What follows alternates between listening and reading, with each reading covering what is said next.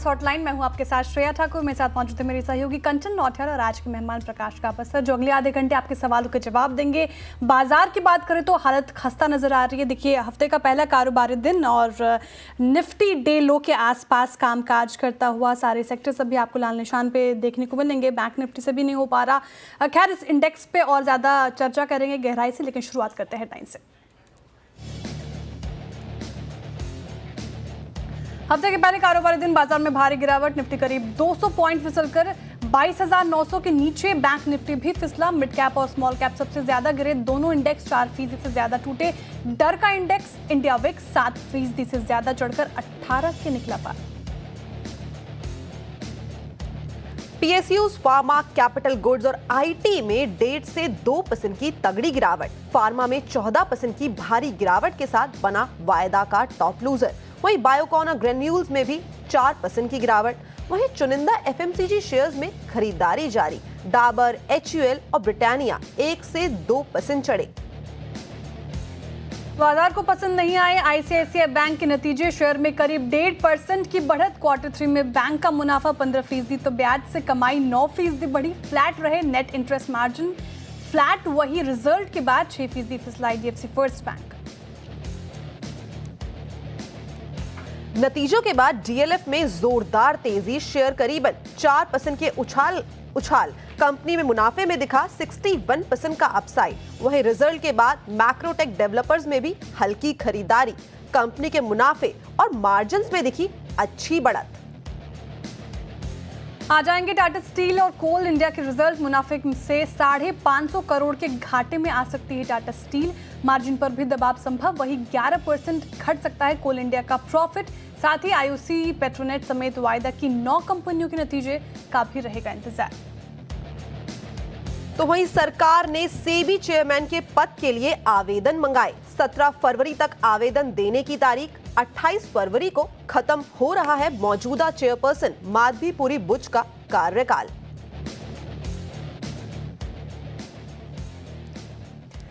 तो चलिए भाई, आज है हफ्ते का पहला कारोबारी दिन। मैं जिस टाइम पे सुबह तैयार हो रही थी तो मुझे लगा था मंडे ब्लूज हमें देखने को मिलेंगे, लेकिन ब्लूज तो देखने को नहीं मिले, रेड जरूर देखने को मिले। बाजार में भारी गिरावट जारी है। निफ्टी की बात करी जाए तो डे लो के आसपास ये कामकाज कर रहा है।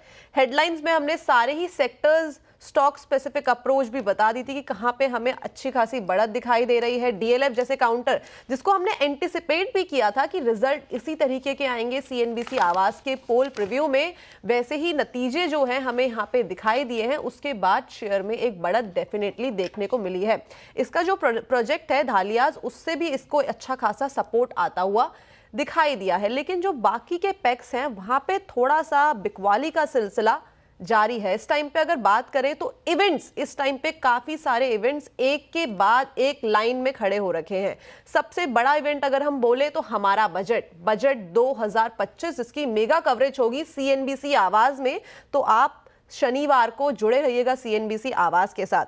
चलिए आगे बढ़ते हैं और गाबा सर से भी कुछ समझ लेते हैं। Gaba sir, good morning. Good morning, बोलिए कैसे हैं आप? जी, I am all good sir. आप कैसे हैं और मार्केट कैसा है? बुरा है मार्केट, मैं तो ठीक हूँ। ऐसा है कि आज का जो हाई है निफ्टी का और बैंक निफ्टी दोनों में जो स्ट्रॉन्ग रेजिस्टेंस है वहीं पर हाई बना है। तो लौटना तो लौटा है। अब तक मार्केट वीक है, स्ट्रेंथ नजर नहीं आती। जब स्ट्रेंथ नजर आएगी तब बताएंगे, लेकिन अब तक वीक है। स्ट्रेंथ आने के लिए 2 बातें जरूरी है। एक जो गिरावट है वो थमनी चाहिए, और मुझे लगता है बजट के पहले तो कुछ नहीं होगा, तो मार्केट तब तक स्लाइड होता रहेगा। अपमूव मिलेगा तो डाउटफुल रहेगा, बस इतना ध्यान करना है। मार्केट खराब और अभी फिलहाल स्ट्रेंथ नजर नहीं आ रही, यही फिलहाल अभी अवॉइड करने की सलाह है। बजट से पहले बाजार को फिलहाल आप परखें और देखें क्या चाल दिखा रहे हैं। चलिए अब शो में आगे बढ़ते हैं और हमारे कॉलर्स के साथ जुड़ते हैं। ओम प्रकाश चड्ढा जी हमारे साथ जुड़ रहे हैं दिल्ली से। Om Prakash ji, very good morning sir. Hello जी सर, आपका टीवी थोड़ा म्यूट कर सकते हैं आप? पश्चिम विहार, नई दिल्ली से। बिल्कुल sir, very good morning sir. आपका सवाल? मेरे पास साउथ इंडियन बैंक है 2000 @27। 2000 नीचे चला गया, 25 से नीचे चला गया, क्या किया जाए सर? कब से ले रखा है आपने? ये काफी टाइम हो गया है मेरे पास है। ठीक है, गावा सर 4.5% करेक्ट होकर फिलहाल ये साउथ इंडिया बैंक कारोबार कर रहा है 24 के स्तर पर। इनकी 27 की खरीद है, ₹2.5 के लॉस पे चल रहे हैं। 2000 क्वांटिटी इनके पास लॉस में तो हैं और 52 लो के आसपास। क्या लग रहा है सर यहाँ पे इनका भाव वापस मिलेगा, क्या करना चाहिए? अभी 1 साल से नीचे गिरावट आ रही है। जब से इन्होंने लिया उसके बाद साउथ इंडियन बैंक में गिरावट है। मुझे लगता है और भी गिरावट दिखेंगे। अगर इनका लॉन्ग टर्म का नजरिया है तो भी लॉस है, शॉर्ट टर्म का नजरिया तो भी लॉस है, क्योंकि वीकनेस काफी हद तक साउथ इंडियन बैंक में है। ट्रेड करेक्ट 25 के आसपास, 2480 के आसपास, पॉसिबल कि लोअर लेवल 20 भी देख सकते हैं। और वहां रुकेगा या नहीं रुकेगा कहना मुश्किल है, क्योंकि स्ट्रक्चरली थोड़ा वीक हो चुका है साउथ इंडियन बैंक। तो ये थी राय साउथ इंडियन बैंक में, और स्ट्रक्चरली ये इस टाइम पे वीकर साइड पे दिखाई दे रहा है। चलिए आगे बढ़ा जाए और उडुपी चला जाए। मधु जी हमारे साथ जुड़े हैं। नमस्कार, कैसे हैं आप और आपका सवाल क्या है? नमस्कार मैडम जी, आपका सवाल? मेरे पास जेके टायर्स का 35 शेयर है एट द रेट ऑफ 377 और मैं लॉन्ग टर्म इन्वेस्टर हूँ और इनकेस अगर चलेगा नहीं चलेगा वो जानना था। अगर नहीं चलेगा तो कौन सा टायर स्टॉक में करना है, इन्वेस्ट करना है? ओके, तो मतलब अभी आपकी जो अप्रोच है वो स्पेसिफिक है कि आपको टायर स्टॉक में ही निवेश करना है या कहीं और भी आप डाइवर्ट कर सकते हैं अपने फंड्स को? नहीं, मेरे पास पहले अपोलो था, मैंने वो 7% में मार्जिन में फिर मैंने अपने प्रॉफिट बुक कर लिया जब भी गिर रहा था मार्केट। तो टायर पे ही डालना है, क्योंकि मेरे पास ऑलरेडी यहाँ पर रबर प्लांटेशन है, तो उसका जो भी रेवेन्यू आता है कुछ अमाउंट में शेयर्स में डालता हूँ। Okay okay, got it. ठीक है, जेके टायर्स हालांकि जो खरीदारी की गई है वो सही लेवल्स पे की गई है और आज इसमें करीब करीब हमें 5% की गिरावट देखने को मिल रही है। आप सारे ही जो ट्रेजेक्ट्री है वो देख लीजिए, पिछले 6 महीने, 1 महीने, 1 साल, 1.5 साल, वहाँ पे एक गिरावट तो एविडेंटली दिखाई दी है। बट गाबा सर, आगे की ट्रेजेक्ट्री कैसी दिखाई दे सकती है चार्ट्स पे? क्या यहाँ पे बने रहना सही है या यहाँ से पैसा निकाल के जो दूसरे टायर स्टॉक्स हैं वहाँ पे हम निवेश कर लें? है तो वीक, एंटायर टायर क्षेत्र वीक है। ये रबर प्लांटेशन में पैसा बनाते हैं, लगाते हैं उसी इंडस्ट्री में। इनको डाइवर्सिफाई करना चाहिए। रबर प्लांटेशन का पैसा निकालकर जो प्रॉफिट है इनका कहीं और अदर इंडस्ट्री में रहे, नॉट इन द सेम। क्योंकि मेरे ख्याल से ये दिक्कत कर रहे हैं, एक में कमाओ उसी इंडस्ट्री में लॉस करो, सही नहीं है तो वीक मुझे लगता है जेके टायर। जेके टायर वीक। वैसे गाबा सर आपने कहा कहीं और किसी और सेक्टर में रुझान कर सकते हैं, कहीं और ये निवेश कर सकते हैं। कौन सा सेक्टर अभी फिलहाल आपको अच्छे लग रहे हैं जहाँ पे ये? एफएमसीजी अच्छा रहेगा, नॉन कोरिलेटेड सेक्टर कोई भी रहेगा, सही रहेगा, लेकिन एफएमसीजी सेफ सेक्टर है। मेरे ख्याल से एफएमसीजी सेक्टर एक डिफेंसिव पैक है, तो I think you should be invested in defensive pack. तो आप थोड़ा अपना जो एक्सपोजर है वो एफएमसीजी सेक्टर में भी लगा सकते हैं, क्योंकि वो डिफेंसिव है, सेफ लग रहा है गाबा सर को। चलिए अब अगले कॉलर की तरफ मुड़ते हैं और राजेंद्र कुमार जैन जी से करते हैं बात। राजस्थान से जुड़ रहे हैं हमारे साथ। गुड मॉर्निंग सर, कैसे हैं आप? मैडम ठीक हूँ। मेरे पास आईओन एक्सचेंज के 500 शेयर है 700 रुपए के रेट में, और पक्का इंडस्ट्री के है 500 शेयर 337 के रेट पे। ठीक है, आयोन एक्सचेंज पहले लेती हूँ सर सवाल आपका। 700 की रेट और ये भी फिलहाल लॉस में है, 500 के करीब ये कामकाज कर रहा है। इनफैक्ट देखिए सर, आज तो हालांकि मार्केट भी ख़राब है तो उसका असर देखने को मिल रहा है। स्टॉक 7.5% गिरकर कर रहा है कामकाज। क्या करना चाहिए इनको? लॉस बुक करें या फिर बने रहे, भाव वापस आएगा इनका? क्योंकि सर 1 मंथ का चार्ट देख लें, 6 महीने का देख लें, गिरावट तो लगातार देखने को मिल रही है। ये आयन एक्सचेंज का जो चार्ट है ना, अपर रीजन्स पे एक सेल है और गिर रहा है लाइक अ फॉलिंग नाइफ, ऐसे गिर रहा है लाइक अ ड्रॉप। इसमें अगर मेरे पास होता तो मैं निकल जाता, क्योंकि इसमें और भी लोअर लेवल देख सकते हैं आप। ट्रेड कर रहे हैं 547, पॉसिबल है 500 भी आ सकता है, क्योंकि स्ट्रक्चरली यहाँ पर जो ड्रॉप नजर आता है ये मुझे पसंद नहीं है। इसमें सपोर्ट नहीं होता ड्रॉप में, तो I think I would exit. ठीक है, एग्जिट करने की सलाह मिली है। चलिए अब बात करते हैं टाटा कम्युनिकेशन के मैनेजमेंट से। और तीसरी तिमाही में मुनाफा 4 गुना और आय करीब 4% बढ़ी। एबिटा ग्रोथ 2.5% रही है, मार्जिन में भी हल्की गिरावट रही। नतीजे और ग्रोथ आउटलुक पर बातचीत करने के लिए हमारे साथ जुड़ रहे हैं कंपनी के CFO कबीर अहमद शाकिर जी। कबीर जी, बहुत बहुत शुक्रिया CNBC आवाज़ को अपना समय देने के लिए।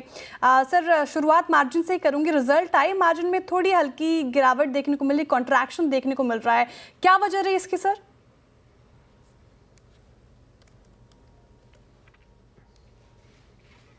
कबीर जी, अनम्यूट कर लीजिए अपने आप को।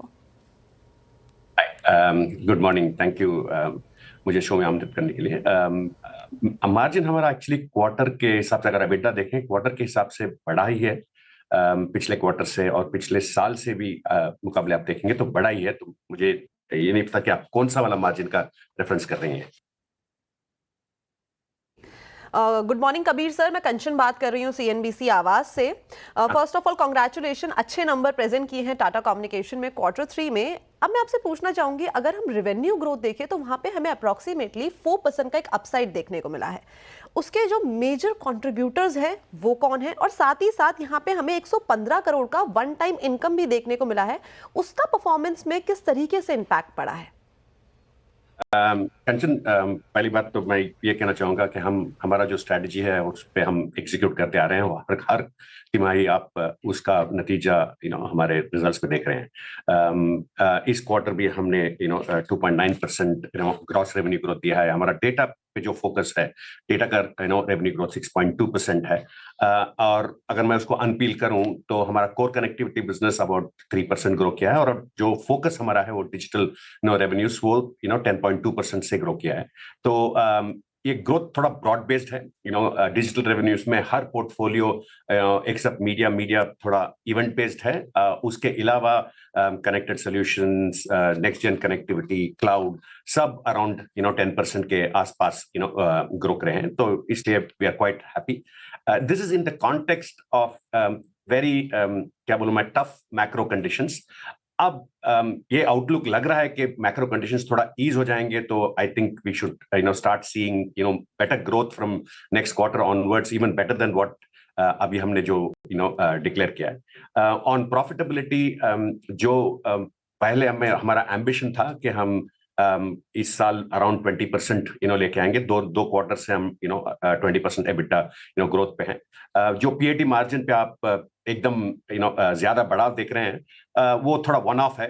लास्ट ईयर सेम क्वार्टर कुछ प्रोविजन था, तो इसकी वजह से आपको ग्रोथ ज्यादा बढ़ोतरी दिख रही है। मगर अदरवाइज मैं PAT पे ज्यादा ध्यान नहीं दूंगा। जो भी फोकस है, जो भी कंपनी का रेवेन्यू और उसका जो हेल्थ है, वो एबिटा पे आपको दिखता है और एबिट पे दिखता है। ये दोनों सही डायरेक्शन पे जा रहे हैं।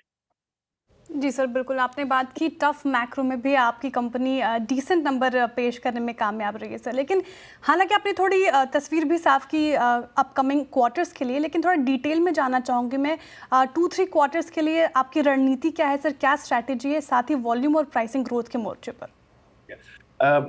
देखिए, हम गाइडेंस तो वैसे देते नहीं है, तो I would refrain from giving any guidance, but outlook positive है। कि अगर आप मैक्रो कंडीशंस देखें, डिस्क्रिशनरी स्पेंड्स देखें, AI और डिजिटल के का जो भी आपको नॉइज लेवल्स दिख रहा है, सब पॉजिटिव हैं। और हम यही एक्सपेक्ट कर रहे हैं कि हमारे कस्टमर डिसीजन मेकिंग जो डिलेड है, डिमांड तो पहले भी थी और डिमांड कंटिन्यू हो रही है, मगर डिसीजन मेकिंग थोड़ा इलोंगेट हो रहा था, क्योंकि जो भी हमारे प्रोडक्ट्स यूज करते हैं, तो अगर एक क्वार्टर बाद भी डिसीजन ले तो कुछ ज्यादा उनको इम्पैक्ट नहीं होता है। तो इसलिए वो डिसीजन मेकिंग थोड़ा डिलेट होता था। इसलिए हमें रेवेन्यू ग्रोथ में कभी वो वॉलेटिलिटी दिखती थी।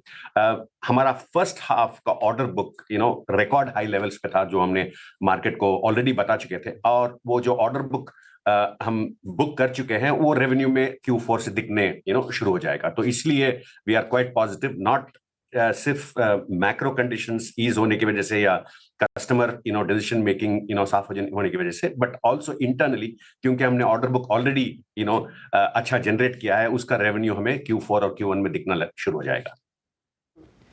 तो स्ट्रॉन्ग ऑर्डर बुक का जो रिफ्लेक्शन है वो अपकमिंग क्वार्टर्स में हमें डेफिनेटली देखने को मिल सकता है। Moving forward sir, Tata communication ने नीदरलैंड में अप्रॉक्सीमेटली 770 करोड़ का इन्वेस्टमेंट का प्लान किया है। उसके पीछे का जो स्ट्रैटेजिक रीजन है वो क्या है, और आप आने वाले टाइम पे वहां से कितने रिटर्न की एक्सपेक्टेशंस लगा रहे हैं? I think very very good सवाल कंचन, थैंक्स फॉर आस्किंग दैट। हम इस कंपनी को फ्यूचर रेडी करना चाह रहे हैं, बोथ ऑर्गेनिक और इनऑर्गेनिक ग्रोथ को हासिल करने के लिए।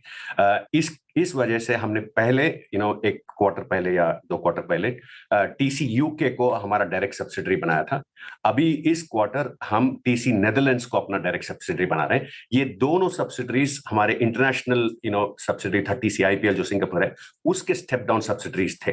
तो हम इनको एक लेवल ऊपर लाने की ये वजह है कि कोई भी हमें टारगेट एक्विजिशन टारगेट बाहर यूरोप में या यूएस में मिले तो उसको एक्वायर करने के लिए ये एक्विजिशन व्हीकल्स बन सकते हैं हमारे लिए। तो ये बेसिकली एक फ्यूचर रेडी स्टेप है और बहुत महत्वपूर्ण स्टेप है हमारे लिए, ताकि हम टाटा कम्युनिकेशंस को फिट बना सकें और हम कॉम्पिटिटिव रह सकें कि कोई अच्छा एसेट मिले जिसमें कंपटीशन हो खरीदने के लिए, कि हम फ्रॉम ऑल एस्पेक्ट्स, सिर्फ पैसा ही नहीं but also from a net of tax perspective हम कॉम्पिटिटिव रह सकें। इसकी वजह से ये स्ट्रेटेजिक स्टेप लिया गया है। सर, कंपटीशन को मात देने के लिए स्ट्रैटेजिक स्टेप आपकी तरफ से।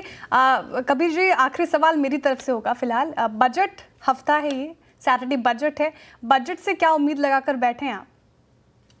देखिए जो इंडिया जो प्रोग्रेस पे जा रही है, जो हम 5 ट्रिलियन 10 ट्रिलियन का एम्बिशन और विजन है हमारे, we are very positive about India as a whole. और मेरा यही एक्सपेक्टेशन है कि डिजिटल और एआई और कंजम्पशन के जो भी पॉलिसीज हैं वो इस डायरेक्शन में और इसे बढ़ावा देने के लिए हमें करना चाहिए। ऑलरेडी सरकार इस पे बहुत सही काम कर रही है और अच्छा काम कर रही है और हम बहुत खुश हैं इसकी वजह से, और हम इसमें और ज्यादा डिजिटल और एआई के लिए पुश देखना चाहते हैं सरकार की तरफ से। तो डिजिटल सर्विसेज, साथ ही साथ आर्टिफिशियल इंटेलिजेंस, सारी उम्मीदें इस टाइम पे बजट में है। सर, लास्ट सवाल मेरी तरफ से, अगर हम रेवेन्यू पूरा का पूरा देखें तो जो डेटा सर्विस है उसका रेवेन्यू टॉप लाइन में काफ़ी बड़ा कंट्रीब्यूशन है।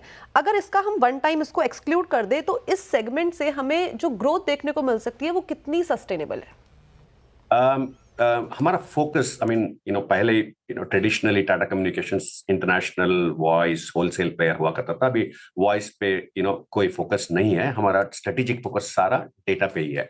और हमने ऑलरेडी मार्केट को अनाउंस किया है कि FY 27 तक हम डेटा बिजनेस को डबल करेंगे और उस डायरेक्शन पे हम एकदम स्टेडफास्ट हैं और कमिटेड हैं कि हम डेटा बिजनेस को 28,000 करोड़ तक लेके जाएंगे। एंड पूरे लीवर्स जो मैंने अभी बात किया, जो कस्टमर डिमांड्स हम देख रहे हैं सारे डेटा पे हैं, चाहे वो कोर कनेक्टिविटी हो या कनेक्टेड सॉल्यूशंस हो या IoT हो या नेक्स्ट जनरेशन कनेक्टिविटी हो या मीडिया हो, जो भी हम सेगमेंट्स में हैं हर सेगमेंट में मुझे बहुत ज्यादा पोटेंशियल दिखता है। तो हम बहुत ही पॉजिटिव हैं डेटा सर्विसेज को लेकर।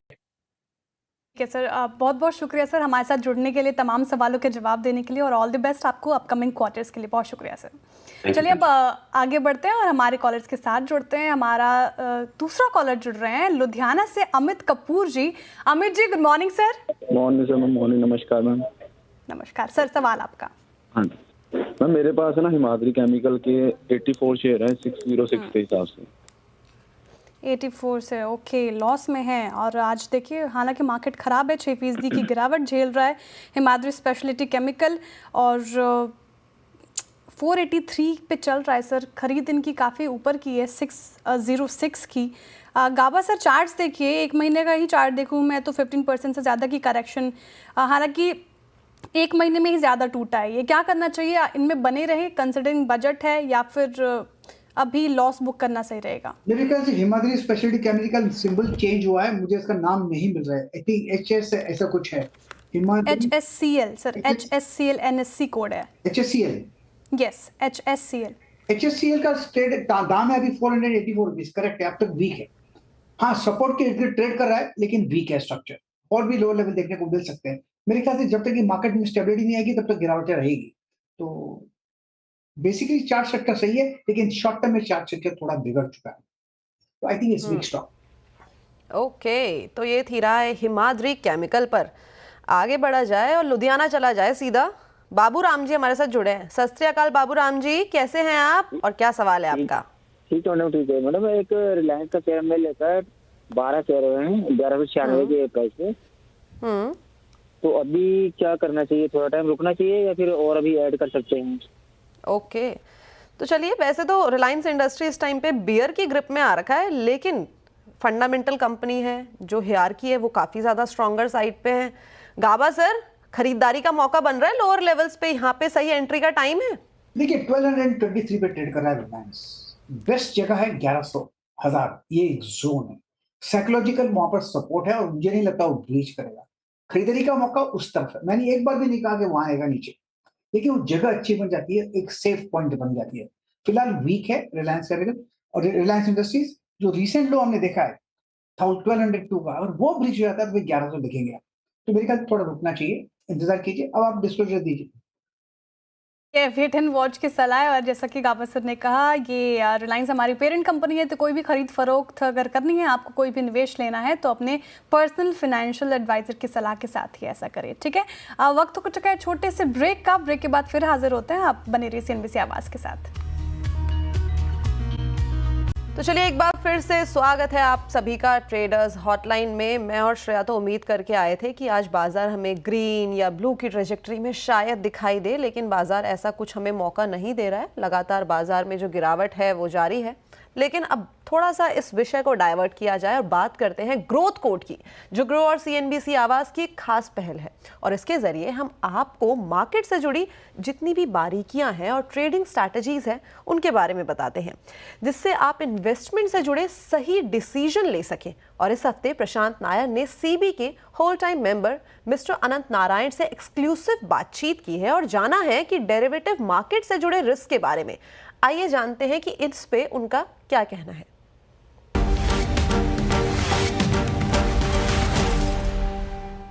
You've done a fair bit in terms of weekly options and other things. Or is that work in progress still? Is this going to continue to evolve, and we'll see more sort of regulation and efforts to make people aware of the risks in this kind of activity? You know, derivatives aid in price discovery. They give you depth in the market. They allow for risk management. They allow for trading, all of those things. And we do need all of these things for capital formation. So let it be very clear, SEBI is not against derivatives. We did have a problem though on two fronts. One was our first principal mandate is investor protection. And it was very clear from the two research reports that I quoted to you that small investors were losing out and that we cannot close our eyes to it. While we are a disclosure-based regime, we are not a nanny state. At the same time, we can't allow this to continue for a very, very long time. That is one particular issue. The second issue was we also saw a fair amount of over-trading and therefore increase in system-wide risk, particularly on expiry days. And when we spoke to our market participants and we consulted with them, what we realized is that the core issue really is not across the spectrum of derivatives, but specifically in the area of index options trading on expiry day, right? So out of the 6 steps that we announced in October, 5 of them were clearly and squarely directed at trying to curtail this question of over trading in index options on expiry day. Now, we haven't directly tried to address investor protection, but by this oblique route of trying to bring down over trading on that expiry day in index options, we think that will have some kind of a benefit for investor protection as well. We've taken the first set of steps. We are still looking at how the impact is kind of playing out.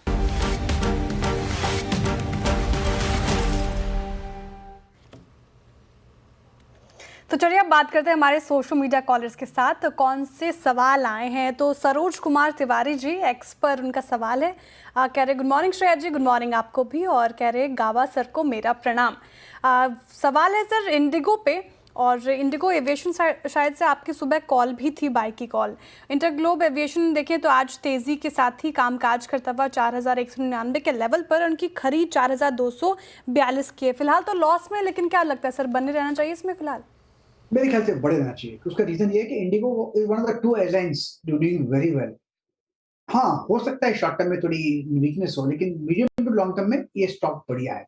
अब trade कर रहा है 4197, बिल्कुल up मिलना चाहिए। 4000 एक strong psychological support है, और अप मिलेगा तो हो सकता है 4600 4700 दिखेंगे। लेकिन मुझे लगता है एक टाइम वक्त आएगा जब ये 5000 भी पार कर लेगा, मैटर ऑफ टाइम। तो yes, Indigo is still a hold. तो ये थी राय इंटरग्लोब एविएशन पर। गाबा सर, रिजल्ट आ रहा है, बजट आ रहा है, और बजट के साथ हमने सुना है कि आप भी हमारे स्टूडियोज में आ रहे हैं। ये बात सच है? 100% सच है, ये रूमर नहीं है, इनफैक्ट ये फैक्ट है। I'm looking forward to meeting the two young anchors now. Thank you so much and we are also waiting for the same. The same.